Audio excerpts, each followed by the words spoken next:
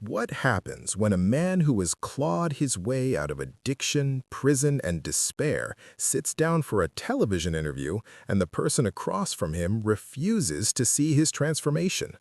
What unfolded that day on live daytime TV would shock everyone in the studio and leave the audience at home questioning what redemption really looks like. It was a bright Tuesday morning. The studio lights of The View burned hot and bright, casting every polished surface in a cinematic glow. The audience buzzed with anticipation, whispers bouncing from seat to seat. Some were fans of Jelly Roll, the country rap star who had turned his life around in ways few could imagine. From the streets to the stage, from prison walls to chart-topping hits, his story was one of struggle, survival, and transformation. Jason DeFord, known to millions as Jelly Roll, adjusted his black button-down shirt and took a seat in the iconic View chair. There was a quiet, nervous energy about him, a calm before the storm, the kind that comes from someone who knows the weight of the world but has learned to carry it with grace. Whoopi Goldberg had just wrapped the opening segment, her laughter filling the room, and the air seemed electric. This was supposed to be a celebration of music, hope, and second chances. The first few minutes were effortless. Sarah Haynes asked the standard questions about his music, collaborations, and upcoming tour. Jelly Roll responded with a warmth that drew the audience in, the kind of authenticity that can't be faked. He spoke about how music saved him, how his daughter became his reason to change, and how he hoped to inspire others. "A lot of people look at someone like me," he said, leaning forward slightly, "and they write me off before they even get to know my story. But I want people to understand that we all have the capacity to change, to grow, to become better than we were." The studio was captivated. This was the vulnerable, honest man his fans knew and loved. The man who could admit his mistakes, who faced his demons every day, and who refused to let his past define him. When Alyssa Farah Griffin asked him about his advocacy for criminal justice reform, his eyes lit up. "I've been where these guys are. I know what it feels like to be written off, to feel like society has given up on you. But people can change. They just need someone to believe in them." And then the shift happened. Joy Behar, who had been watching quietly with a faint, self-satisfied smirk, leaned in. "Well, that's all very nice and inspirational," she said, her voice dripping with condescension. "But let's be real here. You spent years breaking the law, drugs, prison, and now you're talking about second chances like you're some kind of expert?" The energy in the studio shifted instantly. A pin-drop silence filled the room. Jelly Roll's smile faltered, but he stayed composed. "I think my experience gives me a unique perspective," he replied calmly. "I'm not claiming to be an expert, but if sharing my story can help even one person avoid the mistakes I made, it's worth it." Joy leaned back, that smug look growing sharper. "But don't you think it's convenient that now that you're famous, suddenly you're this reformed character? How do we know this isn't just good PR?" Jelly Roll's jaw tightened, his hands clenched briefly before he forced himself to relax. "Joy," he said, a warning threading through his calm voice, "you're misunderstanding. This isn't PR. This is my life. These aren't talking points. These are real experiences that shaped me." But Joy pressed on, unaware or uncaring of the fire she was lighting.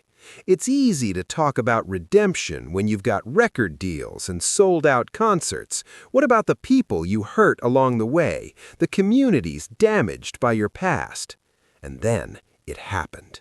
The composure Jelly Roll had honed over years of struggle finally shattered. His posture shifted, his breathing changed, and a fire built behind his eyes.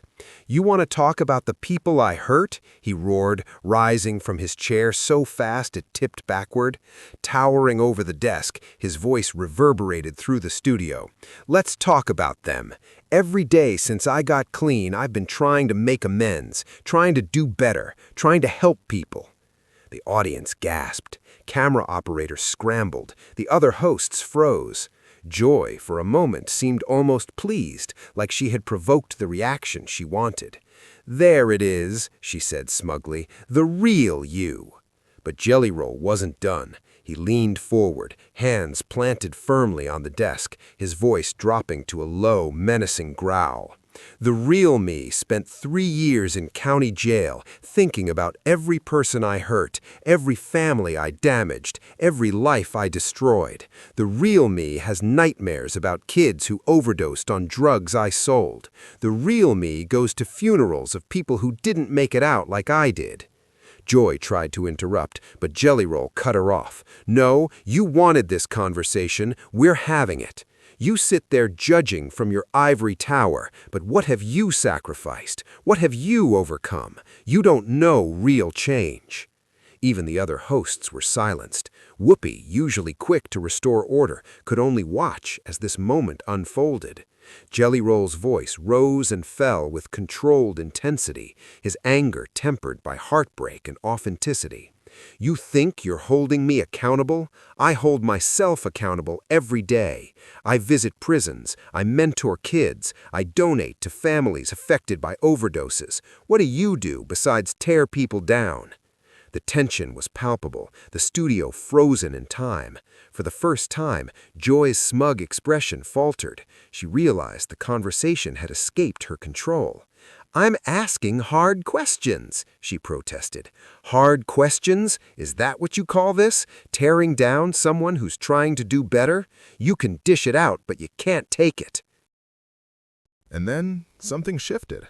His anger softened, replaced by a profound, vulnerable clarity. "What I really am," he said, quieter now, deliberate, "is a father who wants his daughter to be proud of me. Someone who knows what rock bottom looks like and fights to climb out every single day. What I really am is a human being spending the rest of my life trying to make up for terrible choices." Joy opened her mouth, but Jelly Roll raised a hand. "You want to judge me? Fine. Judge me by what I do from here forward. Judge me by the lives I help save, the kids I steer away from my path, the families I help heal. Don't judge me by who I was. Judge me by who I'm becoming." The silence was deafening. Even Joy seemed struck, her confidence shaken. The camera captured her expression, one of dawning realization. She had miscalculated. She had come to attack, but she had been challenged in a way she hadn't anticipated. Jelly Roll's voice, steady now, filled the studio with an almost reverent authority. "You came here thinking you'd expose a fraud, but all you've shown is your own cynicism, your need to tear others down to feel superior. To anyone watching who's struggling with addiction, who's been told they can't come back, know this: you can change. It won't be easy. It won't happen overnight, but it's possible. Don't let anyone tell you otherwise."